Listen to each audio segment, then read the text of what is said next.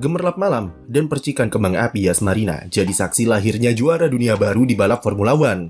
Lando Norris berhasil tuntaskan perlawanan dari rival-rivalnya dengan meraih gelar juara dunia pada GP Abu Dhabi kemarin malam. Norris datang ke akhir pekan dengan berstatus sebagai pemimpin klasemen dan cuma butuh finish di podium untuk kunci gelar pertamanya. Pembalap Inggris ini akhirnya berhasil selesaikan misi tersebut dengan finish di podium ketiga, sekaligus amankan titel dengan keunggulan cuma 2 poin dari Max Verstappen yang menang balapan. Norris sendiri start dari posisi kedua dengan Verstappen yang raih pole position. Pada lap pembuka, Norris yang pakai medium sempat membuat penggemarnya senam jantung karena ia kena overtake dari Oscar Piastri yang memakai ban hard lewat manuver cantik dari sisi luar tikungan 9. Lap-lap setelahnya, dia harus bertahan dari kejaran Charles Leclerc yang mampu menempelnya dalam 10 lap pertama. McLaren sendiri ada dalam kondisi yang agak terjepit karena mereka harus memikirkan strategi yang jitu bagi Norris agar dia bisa masuk pit dan amankan diri dari trafik mobil di depannya. Sementara Verstappen bisa memegang kendali di posisi terdepan untuk mendikte pace dan bermain lambat untuk menahan pembalap-pembalap di belakangnya supaya Norris tak punya kesempatan masuk pit. Namun McLaren bisa dibilang sukses memitigasi rencana Red Bull tersebut dengan membedakan strategi antara Norris dengan Oscar. Berbeda dari Norris yang start dengan medium, Piastri pakai hard untuk stint pembuka, dan ini membuat Verstappen mau tidak mau harus push lebih kencang karena mengetahui Piastri akan memakai strategi golong dan punya keuntungan di stint penutup. Momen krusial bagi McLaren semalam adalah ketika George Russell masuk pit pada lap 15 dan memaksa Norris untuk respon di lap selanjutnya agar hindari undercut. Ini seperti deja vu musim 2010 ketika Alonso terpancing undercut Mark Webber, yang kemudian dia berakhir stuck di traffic.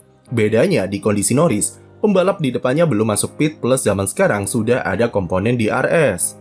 Momen krusialnya bagi Norris adalah dia bisa dengan mudah lewati traffic, bahkan naik 4 posisi dalam 2 lap saja, di mana salah satunya adalah lewat manuver double overtake.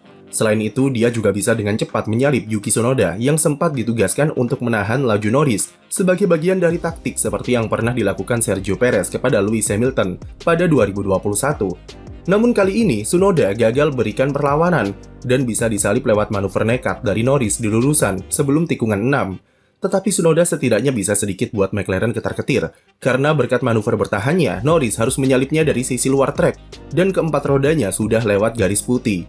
Dirinya sempat diinvestigasi, begitu juga dengan Tsunoda karena manuver bertahannya yang dinilai terlalu agresif dengan lebih dari 2 kali waving atau mengubah racing line di lurusan. Hasilnya, Race Stewards menilai Norris tak punya ruang dan mau tidak mau harus salip Tsunoda dari sisi luar dengan melebihi track limit. Sementara Yuki dihukum penalti 5 detik karena waving lebih dari 2 kali yang dinilai terlalu agresif.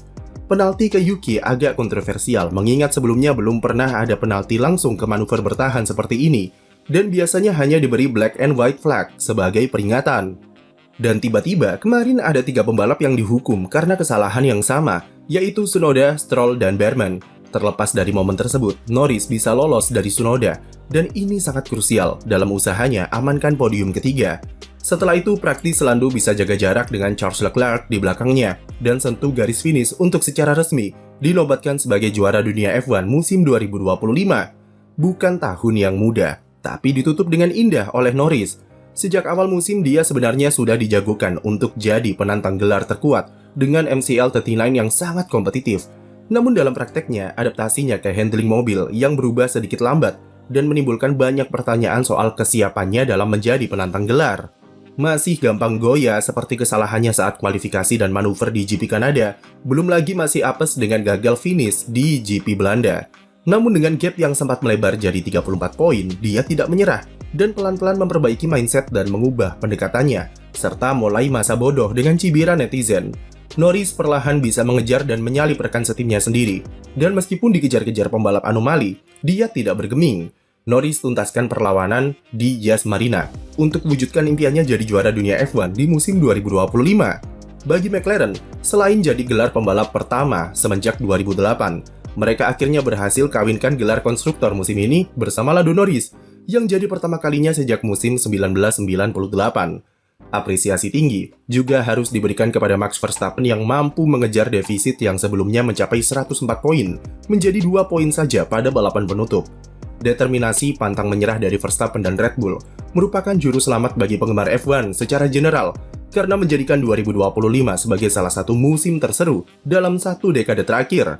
Tanpa kemampuan Verstappen dan eksekusi gacor dari Red Bull, GP Abu Dhabi tidak akan sepanas dan seramai kemarin.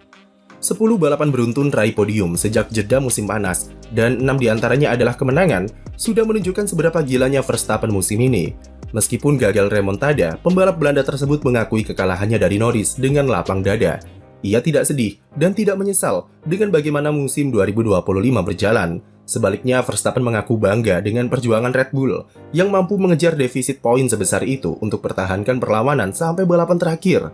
Tentu ada beberapa momen yang berperan terhadap selisih 2 poin dari Norris tersebut, seperti ketika dia termakan emosi sesaat pada GP Spanyol dengan senggol Russell, lalu insiden dengan Kimi Antonelli di Austria, atau kesalahannya saat melintir di Silverstone.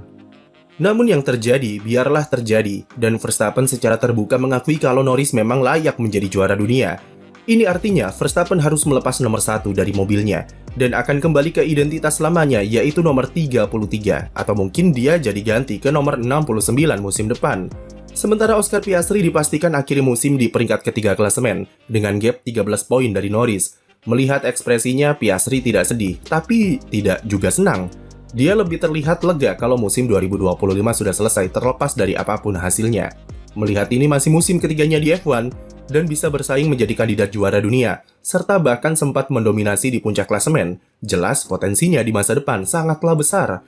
Karirnya masih panjang, dan dia bisa belajar banyak dari apa yang terjadi sepanjang musim ini untuk kedepannya, terutama bagaimana cara pertahankan momentum di fase akhir musim. Piastri secara skill sudah sangat mumpuni, dan dia punya mental serta intuisi yang tajam sebagai pembalap yang membuatnya relatif klinis di sirkuit.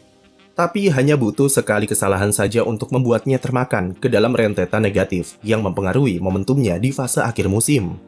Beralih ke tim lain, ada Mercedes yang resmi kunci posisi kedua klasemen konstruktor usai George Russell finish di posisi kelima. Balapan yang relatif sepi baginya usai kehilangan 2 posisi selepas start, dan cuma buat beberapa overtake seperti ke Alonso dan ke salah satu Racing Bulls dari sisi luar tikungan 9. Charles Leclerc finish 1 strip di depannya atau di posisi 4 mungkin harus sedikit diberi apresiasi, karena dia sempat membuat fans Verstappen jadi berharap kepada Ferrari supaya bisa kejar Norris. Namun berharap ke sesama manusia saja sudah salah, apalagi berharap ke Ferrari.